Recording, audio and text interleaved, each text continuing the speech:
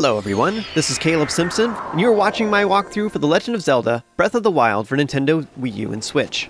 So basically all of the videos up until this point in the walkthrough have been kind of tutorial-y stuff basically. The game's pretty insistent about pressuring you to go towards Kakariko and Hateno, which unlocks several things and completes some main storyline quests.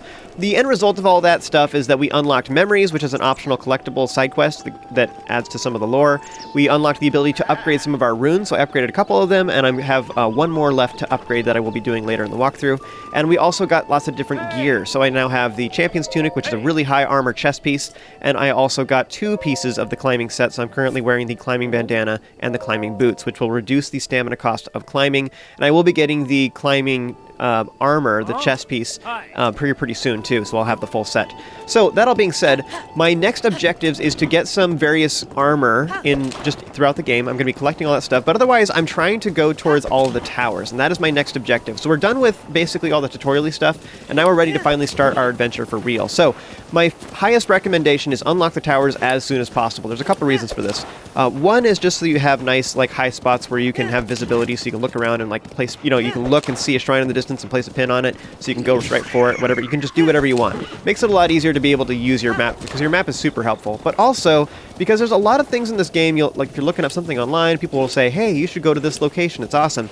And if you don't have access to your full map, it just makes these awkward moments where you can't actually do stuff that people are recommending and stuff. I really want to give you guys the access to do whatever you want.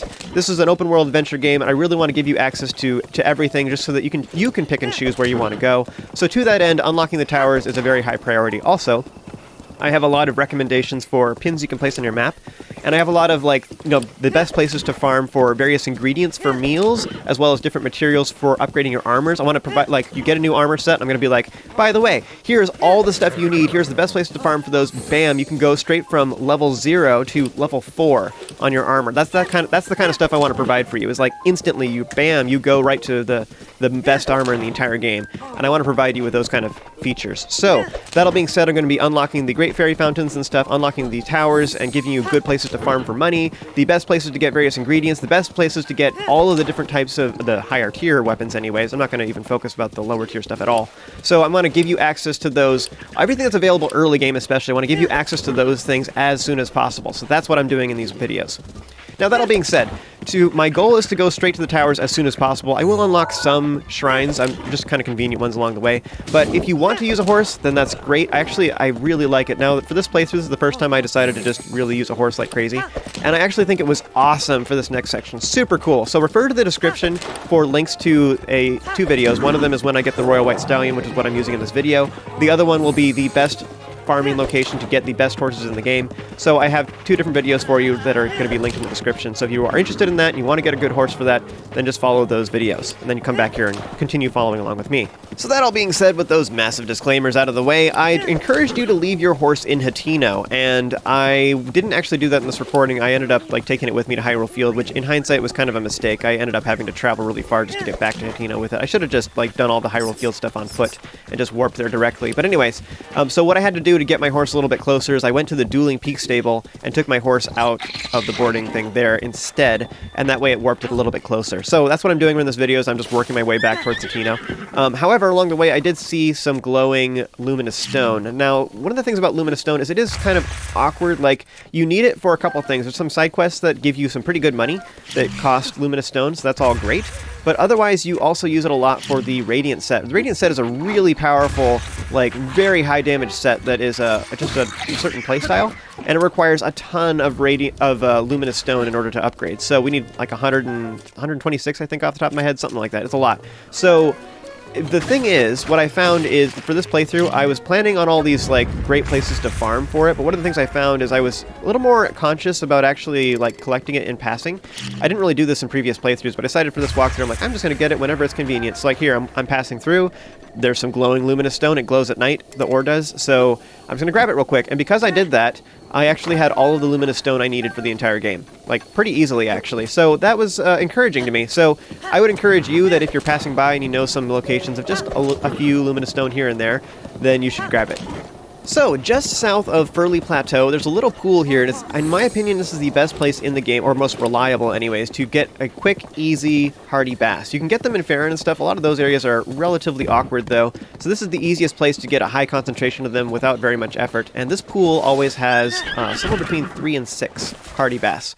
So I recommend you place a pin on your map and then get these guys, in particular if you are going to be upgrading your Zora armor. So this is one of the last ingredients you need for it. It's also the most awkward, in my opinion, that is kind of hard to find. So as a result, this is a great location for that. If you just come back here every couple, like casually, every couple blood moons or whatever, you just grab some of these fish real quick, then you can easily get the 15 hardy bass you need. Like by the time you're ready to upgrade the Zora armor, then you already have all the hardy bass you need. So this is just a really convenient way to do this. So that's why I recommend you place a pin on your map. After you're done, like, have all the bass you need, you can go ahead and take this pin off your map and use it for something else. So as I explained earlier, my goal for this part of the walkthrough is to unlock all of the towers and also like key locations and also great farming locations as well. It's kind of my goal for this part. I want to gain you access to all the stuff as soon as possible.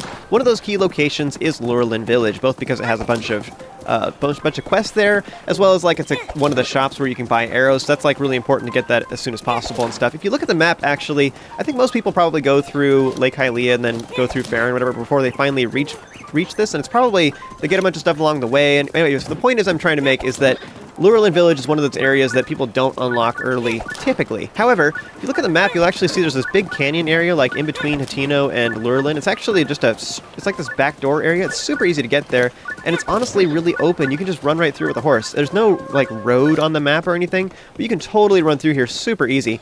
I think this is something that most players don't know, but it's just really convenient to unlock this as soon as possible. So, my goal is I'm going to Lurelin. I'm just going to unlock the nearby shrine. I'm not going to actually do it right now. This one is not a test of strength, but it does have, I think it has Guardian Scouts 2 in it, so I didn't want to do any of the Guardian Scout shrines right now. I'm going to come through and do a whole bunch of these all at once I have some great damage and stuff like that. So I didn't actually do this shrine at this exact time. I will come back here later and do this one. But that all being said, I would recommend that you unlock this shrine at least right now. So this is my priority, is just I wanted to get to Lurelin Village as soon as possible. Now at this point you can continue on towards the tower. However, there is a couple shrines I'm going to unlock real quick, and the reason is because these are really good farming locations nearby. Alright, so one of our first objectives now that we have access to Lurelin Village is just to the east of Lurelin Village there is an area called Cape Kales. It's like this projection of rock that goes out over the ocean. And at the tip of Cape Kales there is the WiiU Shrine. And I recommend you gain access to this shrine, and it's a modest test of strength, so I'm not actually going to do it right now. I'm just unlocking the warp location, and the reason for that is because there's a bunch of cool things nearby. In particular, there is some really good fishing you can do here. In the ocean there is these schools of fish where there is mighty and armored porgies, as well as a bunch of mighty and armored carps. Now the carps we don't care about, they're garbage, but the porgies, on the other hand, are the highest tier attack and defense buff ingredients you can get in the entire game, and they're in this huge cluster. They're super easy to get, and they replenish every blood moon. So how you do this is you warp to WiiU and then just fly out over the water, and you can see where the fish are because there's these flocks of birds that are above the seagulls or something like that are above the fish. So all you have to do is you have to drop down low enough so you're like so the birds don't get in your way, because apparently your arrows can hit the birds, which I didn't even realize that when I was recording these things. So I'm not actually going to do that at this point in the walkthrough, but I'm just showing the clip in the corner there so you can see what I mean. So you just like drop down low enough so you're like below the birds, they're not in your way, but far enough away from the water where you're not just like falling in. But just shoot a shock arrow at the fish. This will zap them all, which will then allow you to pick them all up. So kill them all, then you can run in and collect all the fish real quick, and then just warp back to WiiU and try again. Go to the next areas. There's typically three schools of fish that are out in the ocean. There's one to the north, one to the east, and one to the south, is basically what usually happens. So just collect all the fish here, and then you can fry them all up, and it's great. And something you can do is you can either sell all the carps if you have an abundance of them and you don't care, because I think they're kind of garbage ingredients. But an alternative would be that you can go ahead and just use them as supplemental ingredients, like make a dish that's, say, 2 mighty porgies and 3 mighty carps. That would still get you to rank 3, but then that way you could use up some of your carps, you know what I mean? Now, unfortunately, most of the attack and defense buffs will only last for like 5 minutes or something like that. So if you're using them all the time, you are going to need a lot of ingredients. So you might need to supplement your mighty porgies and stuff like that. Do like 2 mighty porgies and 3 mighty thistles, or 3 like mighty bananas or something like that. So you could do that. Generally speaking, though, I feel like for me anyways, like I'm not having attack buffs on all the time or whatever. I just use it when I'm in combat. So this one farming location supplies me with all of the attack and defense buffs that I need for the entire game. So the entirety of Breath of the Wild is now taken care of.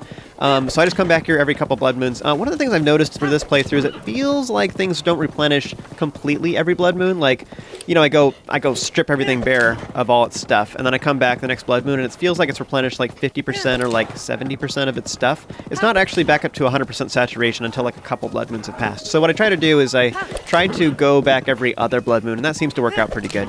So like I said, that's all of the armor and attack buffs that I need, the ingredients that I need for the rest of the entire game. So I don't even need any Mighty Thistle, Armoranth, or Mighty Bananas or anything. Like, maybe you'll use it if you need some supplemental ingredients just to reduce the cost because you're making so many dishes, but generally speaking, I think it's fine. So like, I think that one location will satisfy all your needs for that for the rest of the game. So we can just ignore all those other lower tier stuff. It doesn't matter. If you really want some rupees too, by the way, you can go ahead and sell some of that stuff. So all the Mighty Bananas and carps and stuff, you can just sell all that stuff. Doesn't matter. Now, another alternative for getting those fish is you can use bombs. So if you don't want to use shock arrows, you can just like fly over them and drop a bomb and then detonate it once it hits the water and then drop down and pick up the fish. The radius is not as big, so it's a lot harder to aim and stuff too. It's just nowhere near as easy, so I don't really think it's great.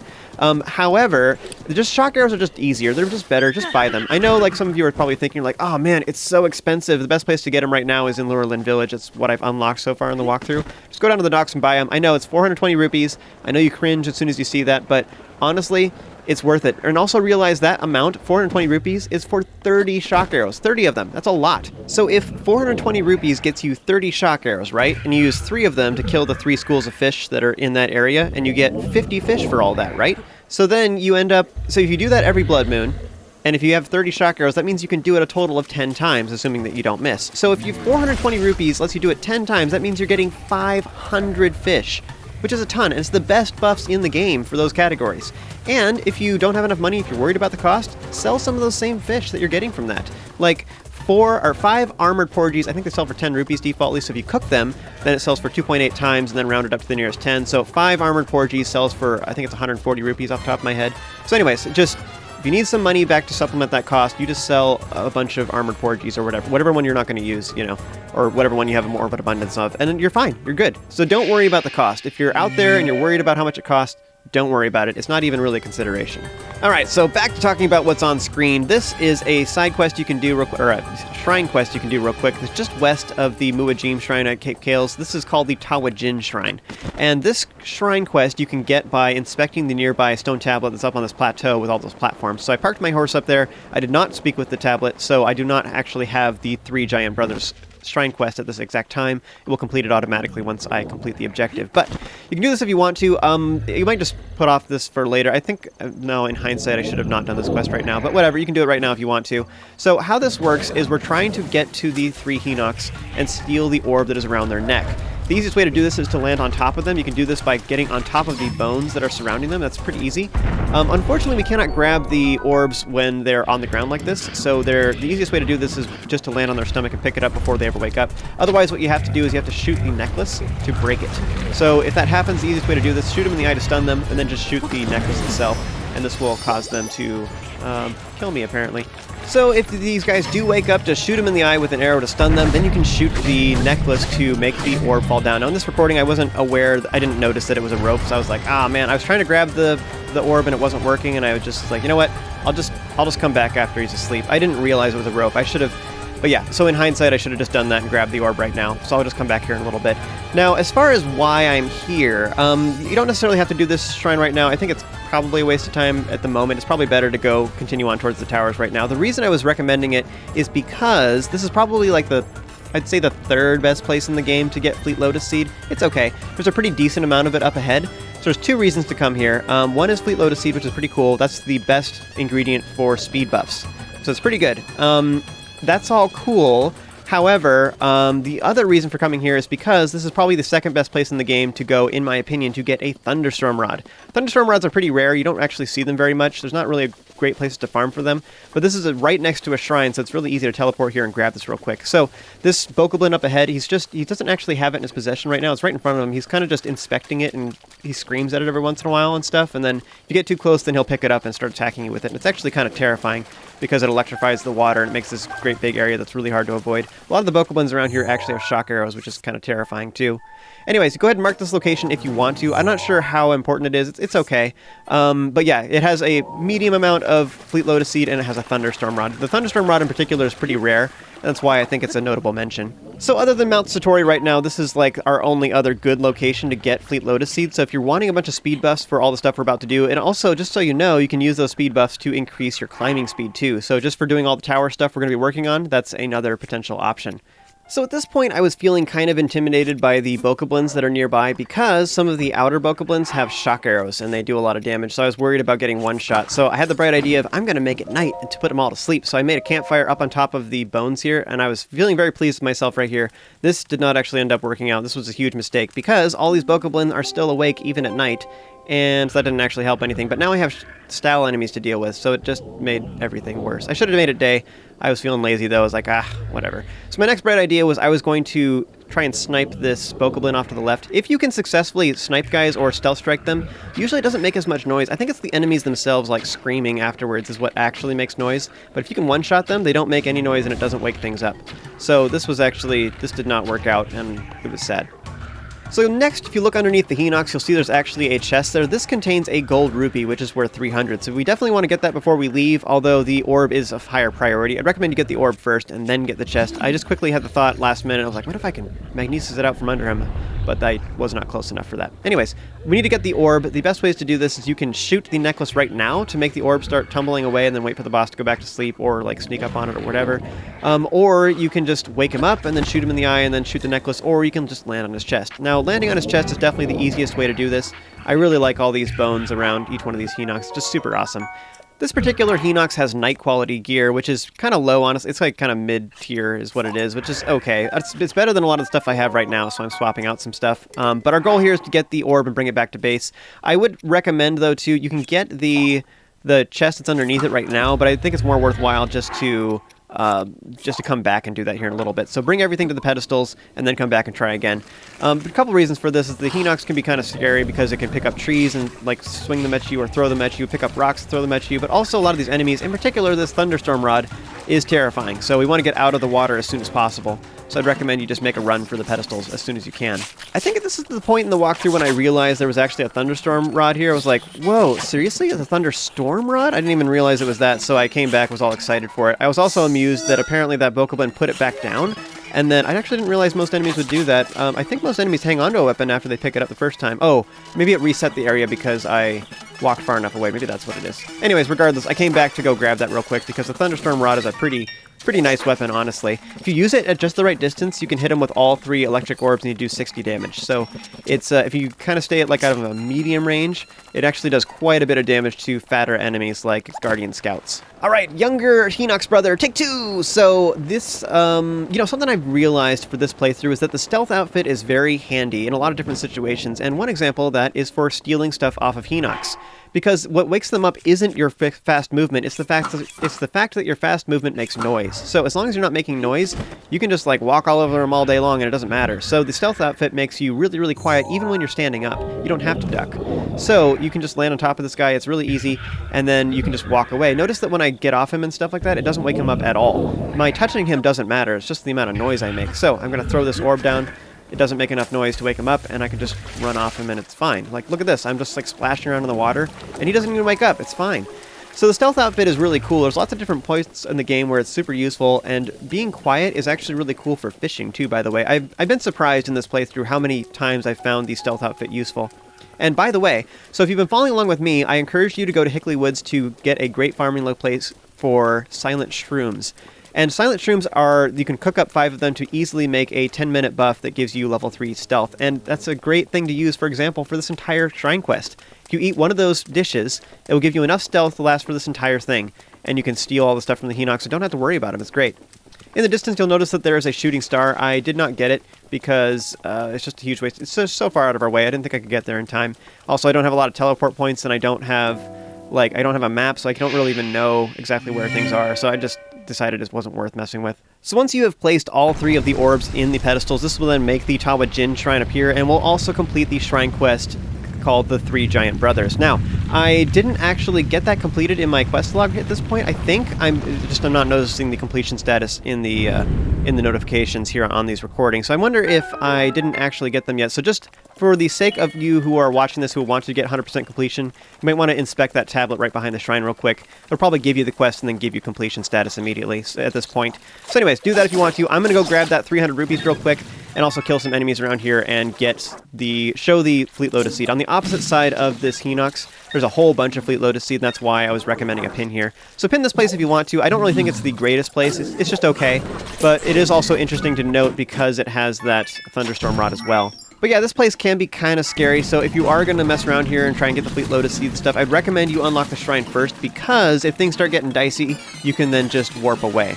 Because otherwise you have to warp all the way back to like a really far shrine, or warp back to Lurelin or something like that. It's just kind of awkward. So being able to warp just right nearby is like super nice.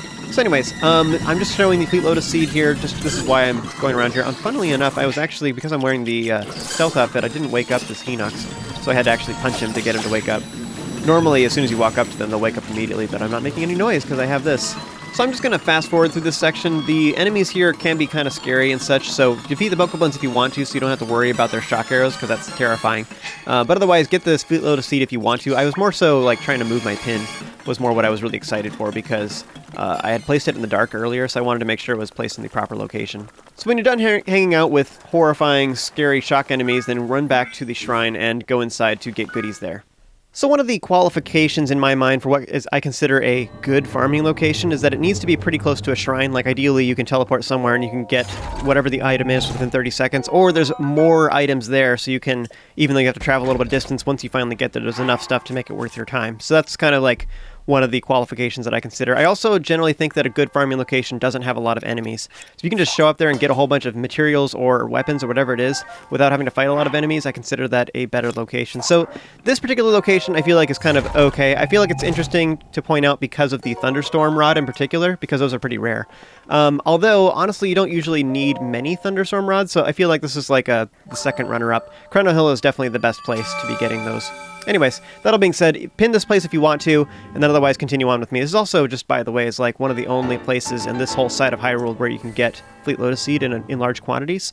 So that's one of the reasons why I feel like it's worth pointing out. So anyways, pin this location if you want to. I feel like this is just kind of an okay farming place. So next, head south towards Lurelin Village, and then just head due west following the road. This will lead eventually to the Faron Tower, which will unlock this whole area of the map so we can finally see stuff. And that's all cool. One thing that you will notice, though, is along the way you will encounter many travelers along the road. I highly recommend you just ignore them. They honestly don't really offer you anything cool. Some of them will have just various things to tell you about the world. Like, they'll be like, hey, Lurelin Village is to the east. Like, great. Whatever. But then there's other people that'll be like being attacked by Bokoblins, and if you rescue them, then they may or may not give you goodies, but they're not really worth your time. Also, there's probably several people you'll encounter who will turn out to be Yiga spies, and they will then attack you. They're a huge waste of time, in my opinion. They can drop some rather interesting Yiga weapons, however, none of those weapons are really super great anyways, so I just feel like they're a waste of time. You should just totally ignore them. So, just ignore all the travelers and work your way towards the stable. So at this point, we're going to be passing through Faron. I ended up deciding for these recordings that it wasn't worth it to go get the armor here in particular, so I'm just going to be passing through. I'm going to get the tower. I'm going to get some of the shrines along the way, in particular at the stables. But other than that, I'm ignoring Faron for right now. I'm just trying to get visibility and keep going. Now, as far as highlights, as far as things you could prioritize to get right now, it'd basically be the most of the rubber set is here, and also all of the Phantom Ganon set, which that's part of the DLC. Those are both really cool. The rubber set makes you immune to shock damage, which would make, like, Tawa Jinn, for example, really awesome to get Fleet Lotus Seed, because you don't have to worry about those shock arrows anymore that I was just talking about. Also, the Phantom Ganon set is really cool. What it does is it gives you stealth, which we don't really need that because we have the stealth set. However, it also gives you the bone damage up buff, which that's what you get from the Radiant set eventually. So the Phantom Ganon set is actually a really good alternative for that. Super strong for, like, killing Guardian Scouts, for example, which you will see here in a little while why that's super awesome. However, to take full advantage of the bone damage up, you kind of need to have access to Dragon Bone Moblin Clubs in particular, which we don't have access to those just yet. So I decided it wasn't really super worthwhile to get at this exact time. So those are just some quick comments. You can totally stop through here in Faron and get those armor sets, but I'm going to put off until later to do that once we have the Zora armor, so we can get up some of the waterfalls that are here a little bit easier.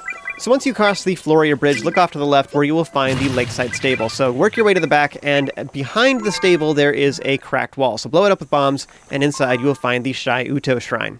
This shrine's kind of fun. There's a couple different ways to do it, and at first glance it seems pretty simple, but there's actually a couple variants. So what you want to do is use stasis to keep the teeter-totters from collapsing on you so that you can climb all the way up, and you can stand on them to determine which direction they're going to go first. Now, the main problem with this is really just waiting for stasis the entire time, because not only do you have to wait for it to wear out, you also have to wait for the cooldown. It's just super tedious. Hopefully you have Stasis Plus, which is even faster. In the second area, you can reach the platform off to the right where there is a chest, and defaultly it has a pretty low-quality sword, but if you complete more Divine Beasts, it'll be something even more awesome. But regardless, we want to grab that chest and take it with us. Now, if you neglect to do this, you want to step on the second teeter-totter, then use stasis on it to get back up, or you can use the chest to hold it down, and then go to the second platform. Now, if you did not bring the chest with you, you can still grab it from this upper platform, and then take it with you. Now, at this point, there is actually another chest we can grab. What you want to do is take the first chest, and you want to put it off to one side so you can still see it while you're on the teeter-totter. Then from there, you can grab it with Magnesis, and then drop it onto the platform you're currently standing on to launch you into the air. This will allow you to fly to the nearby alcove that has an ancient core. Fairly valuable material, not as valuable as like giant ancient cores, obviously, but still like pretty good for a shrine like optional reward off to the one side anyways. So I'd highly recommend you grab that. At this point, there's 3 different ways to do this. You can launch yourself into the air again, and you can even do this like on the side towards the shrine, so you can even be on that side and then just fly backwards, and that would work really well as well because you're way closer, so you don't have as much distance to go. The other thing you can do is hold down the first one with a chest and then stasis the second one. Otherwise, you can stasis the first one and use the chest to hold down the far side of the second one, and that would work as well. So those are 3 different ways that you can get up there. I like this shrine, though. I think it's really cool. As always, though, huge thanks goes out to all of my Patreon supporters for helping to make this possible. And if you enjoyed this and found it helpful, be sure to throw a like on it, subscribe, and stay tuned for more content just like this. Remember to stay awesome, you have an amazing day, and I'll see you next time.